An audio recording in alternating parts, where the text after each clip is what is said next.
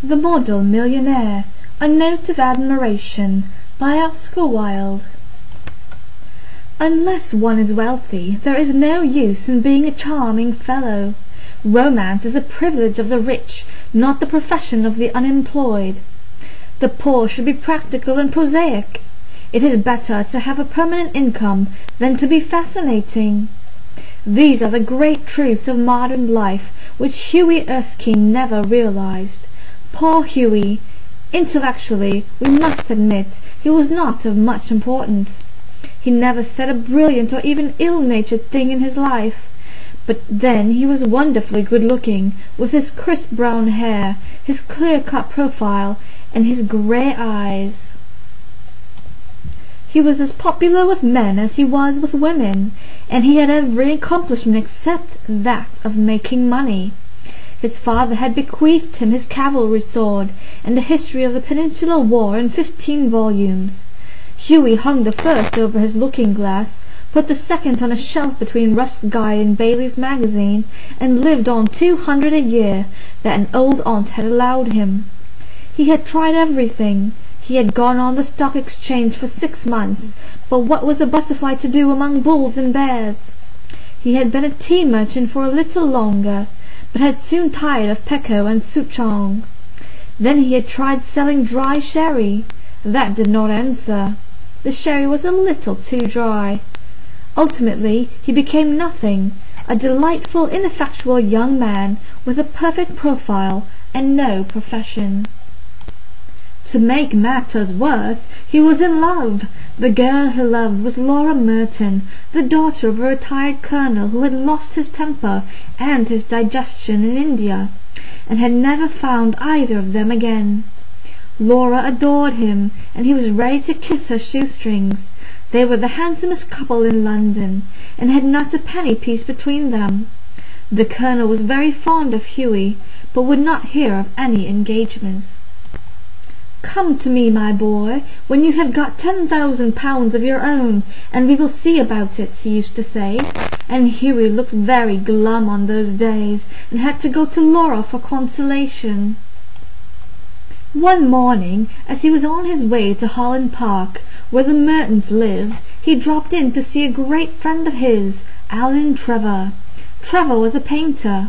Indeed, few people escape that nowadays, but he was also an artist, and artists are rather rare. Personally, he was a strange, rough fellow, with a freckled face and a red, ragged beard. However, when he took up the brush, he was a real master, and his pictures were eagerly sought after. He had been very much attracted by Huey at first, it must be acknowledged, entirely on account of his personal charm.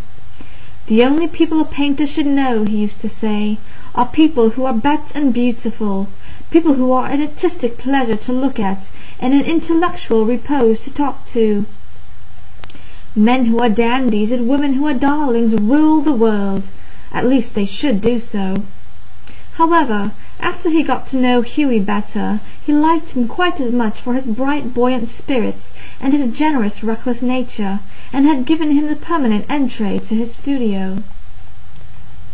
When Huey came in, he found Trevor putting his finishing touches to a wonderful life-size picture of a beggar man. The beggar himself was standing on a raised platform in a corner of the studio. He was a wizened old man, with a face like wrinkled parchment and a most piteous expression.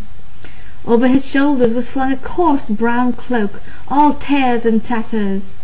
His thick boots were patched and cobbled, and with one hand he leant on a rough stick, while with the other he held out his battered hat for arms. "What an amazing model!" whispered Huey, as he shook hands with his friend. "An amazing model!" shouted Trevor at the top of his voice. "I should think so! Such beggars as he are not meant to be met with every day. A Trouvaille, Mortcher, a living Velasquez. My stars, what an etching Rembrandt would have made of him!" "Poor old chap," said Huey, "how miserable he looks. But I suppose, to you painters, his face is his fortune?" "Certainly," replied Trevor. "You don't want a beggar to look happy, do you?" How much does a model get for sitting?" asked Hughie, as he found himself a comfortable seat on a divan. "A shilling an hour." "And how much do you get for your picture, Ellen?"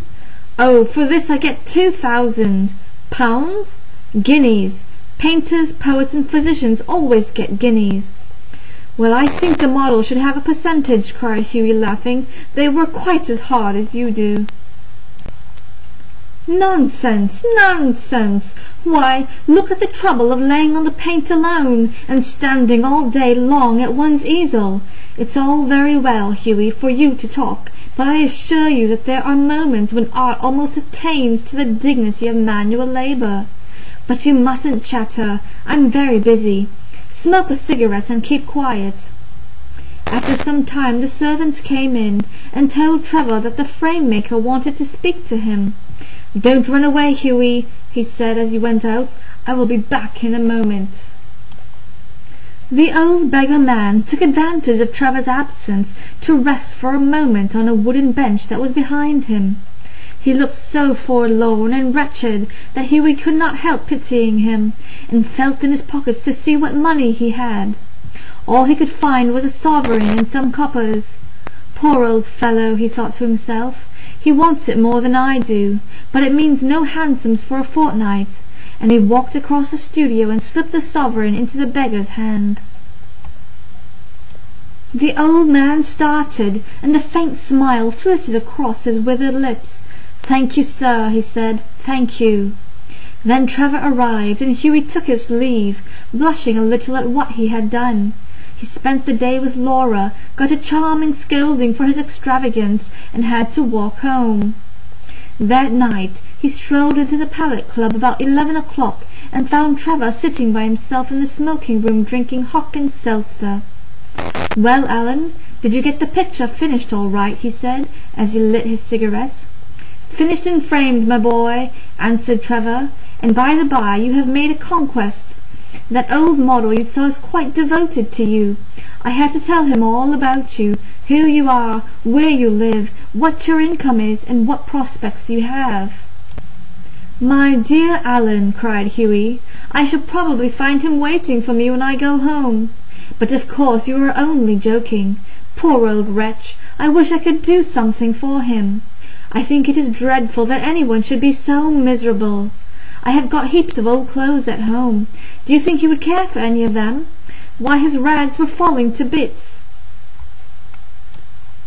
"But he looks splendid in them," said Trevor. "I wouldn't paint him in a frock-coat for anything. What you call rags, I call romance. What seems poverty to you is picturesqueness to me. However, I'll tell him of your offer." "Alan," said Hughie seriously, "you painters are a heartless lot." "An artist's heart is his head," replied Trevor. "And besides, our business is to realize the world as we see it, not to reform it as we know it. A chacun son métier. And now tell me how Laura is.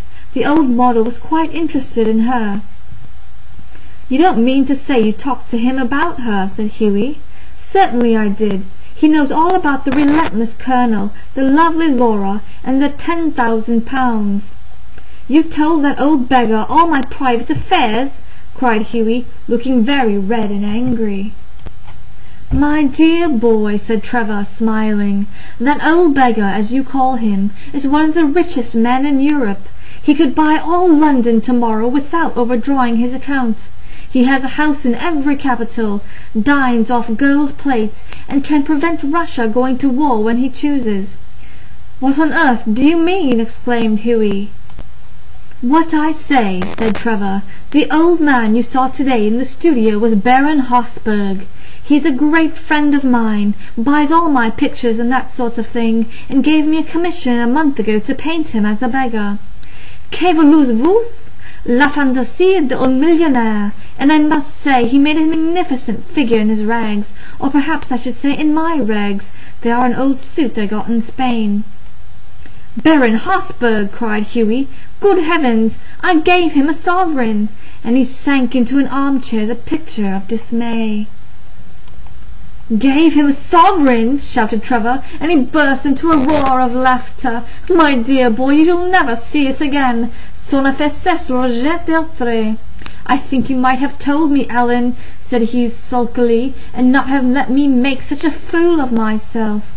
"Well, to begin with, Hughie," said Trevor, "it never entered my mind that you went about distributing alms in that reckless way. I can understand your kissing a pretty model, but you're giving a sovereign to an ugly one. By Jove, no! Besides, the fact is that I really was not at home today to anyone, and when you came in I didn't know whether Hotspur would like his name mentioned. You know he wasn't in full dress." "What a duffer he must think me," said Hughie. "Not at all. He was in the highest spirits after you left, kept chuckling to himself and rubbing his old wrinkled hands together. I couldn't make out why he was so interested to know all about you, but I see it all now. He'll invest your sovereign for you, Hughie, pay you the interest every 6 months, and have a capital story to tell after dinner." "I am an unlucky devil," growled Hughie. "The best thing I can do is to go to bed. And my dear Alan, you mustn't tell anyone. I shouldn't dare show my face in the Row."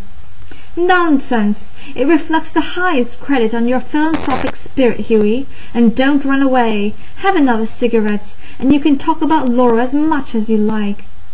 However, Hughie wouldn't stop, but walked home, feeling very unhappy, and leaving Alan Trevor in fits of laughter. The next morning, as he was at breakfast, the servant brought him up a card in which was written, "Monsieur Gustave Nadine, de la part de M. le Baron Hotspur." "I suppose he has come for an apology," said Hughie to himself, and he told the servant to show the visitor up. An old gentleman with gold spectacles and grey hair came into the room and said, in a slight French accent, "Have I the honour of addressing Monsieur Erskine?" Hughie bowed. "I have come from Baron Hotspur," he continued. "The Baron—" "I beg, sir, that you will offer him my sincerest apologies," stammered Hughie. "The Baron," said the old gentleman with a smile, "has commissioned me to bring you this letter," and he extended a sealed envelope. On the outside was written, "A wedding present to Hugh Erskine and Laura Merton, from an old beggar," and inside was a cheque for £10,000. When they were married, Alan Trevor was the best man, and the Baron made a speech at the wedding breakfast. "Millionaire models," remarked Alan, "are rare enough, but by Jove, model millionaires are rarer still."